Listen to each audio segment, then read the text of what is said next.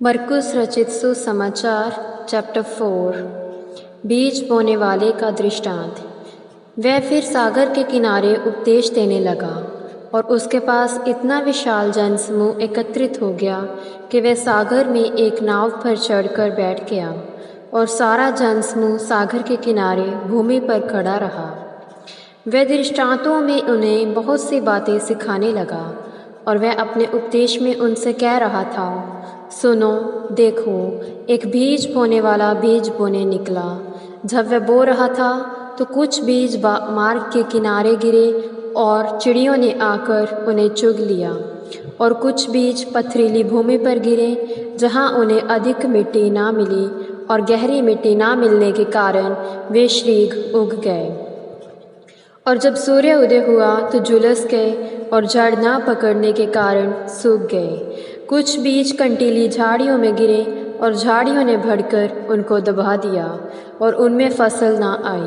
परंतु कुछ बीज अच्छी भूमि पर गिरे और जब वे उगकर बढ़े तो वे फसल देने लगे, कोई 30 गुना, कोई 60 गुना और कोई 100 गुना। और वह कह रहा था, जिसके पास सुनने के लिए कान हो वे सुन ले। जैसे ही वह अकेला रह गया, उसके अनुयायी तथा 12 चेले उससे दृष्टांतों के संबंध में पूछने लगे।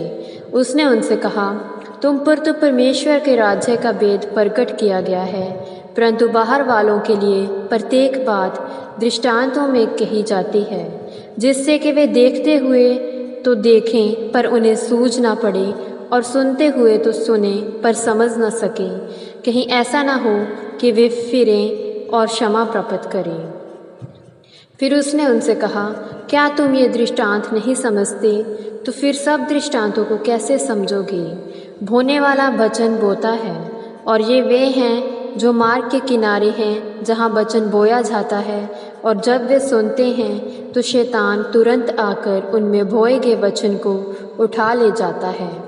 उसी प्रकार ये लोग बीज बोई गई पथरीली भूमि के समान हैं। जब वे वचन को सुनते हैं तो तुरंत उसे आनंद पूर्वक ग्रहण कर लेते हैं।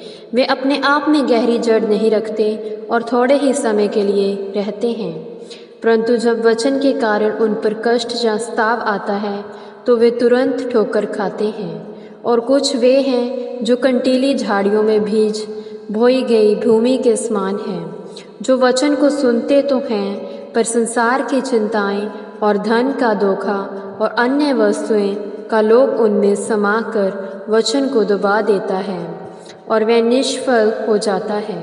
और कुछ वे हैं जो बोई गई अच्छी भूमि के समान हैं, और वे वचन सुनते तथा उसे ग्रहण करते हैं, और 30 गुना, 60 गुना और 100 गुना फल लाते हैं। दीपक का दृष्टांत। एक दीपक को इसलिए नहीं लाते कि उसे नपुए के नीचे रखा जाए, और ना ही पलंग के नीचे, है ना, बल्कि क्या इसलिए नहीं लाया जाता कि वह दीपवट पर रखा जाए, क्योंकि कुछ भी छिपा नहीं जो प्रकट न किया जाए, ना ही कुछ गुप्त है जो प्रकाश में ना आए। यदि किसी के पास सुनने के कान हो तो वह सुन ले। फिर यीशु ने उनसे कहा, चौकस रहो कि क्या सुनते हो। जिस माप से तुम मापते हो उसी माप से तुम्हारे लिए मापा जाएगा, और इससे भी अधिक तुमको दिया जाएगा, क्योंकि जिसके पास है उसे और दिया जाएगा, और जिसके पास नहीं है उससे जो कुछ उसके पास है वह भी ले लिया जाएगा। उगने वाले बीज का दृष्टांत। उसने कहा, परमेश्वर का राज्य ऐसा है जैसे कोई मनुष्य भूमि पर बीज डाले और रात को सो जाए और दिन को जग जाए, और वह बीज अंकुरित होकर बढ़े। वह व्यक्ति स्वयं नहीं जानता कि ये कैसे होता है। भूमि अपने आप फसल उपजाती है, पहले अंकुर, तब भालें, और तब भालों में तैयार दाने।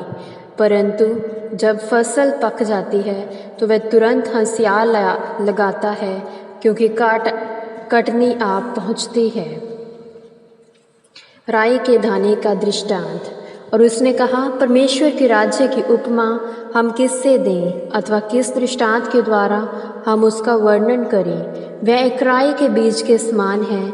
जब वह भूमि में बोया जाता है, यदि भूमि के सब बीजों से छोटा होता है, फिर भी जब वह बोया जाता है तो उगकर भूमि के सब पौधों से बड़ा हो जाता है और उसमें बड़ी बड़ी शाखाएं निकलती हैं, जिससे कि आकाश के पक्षी भी उसकी छाया में बसेरा कर सकते हैं।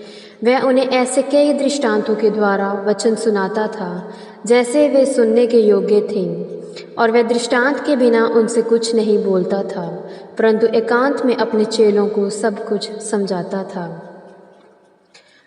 आंधी को शांत करना। उसी दिन जब संध्या हुई तो उसने उनसे कहा, आओ हम उस पार चलें। और भीड़ को छोड़कर जैसा वह था उन्होंने उसे अपने साथ नाव में ले लिया, और वहाँ उसके साथ और भी नावें थीं। तब एक भयानक आंधी आई और लहरें नाव से टकराने लगी, यहाँ तक कि पानी नाव में भरने लगा, और वह स्वयं नाव के पिछले भाग में गद्दी पर सो रहा था। और उन्होंने उसे जगाया और कहा, हे गुरु, क्या तुझे चिंता नहीं कि हम नाश हो रहे हैं? तब जगाए जाने पर उसने आंधी को डांटा और सागर से कहा, शांत हो, थम जा। और आंधी थम गई और सब कुछ शांत हो गया। उसने उनसे कहा, तुम इतने डरपोक क्यों हो? ये कैसी बात है कि तुम में विश्वास नहीं? और वे अत्यंत भयभीत हुए और आपस में कहने लगे, आखिर ये कौन है कि आंधी और लहरें भी इसकी आज्ञा मानती हैं? यह प्रभु की वाणी है। ईश्वर को धन्यवाद।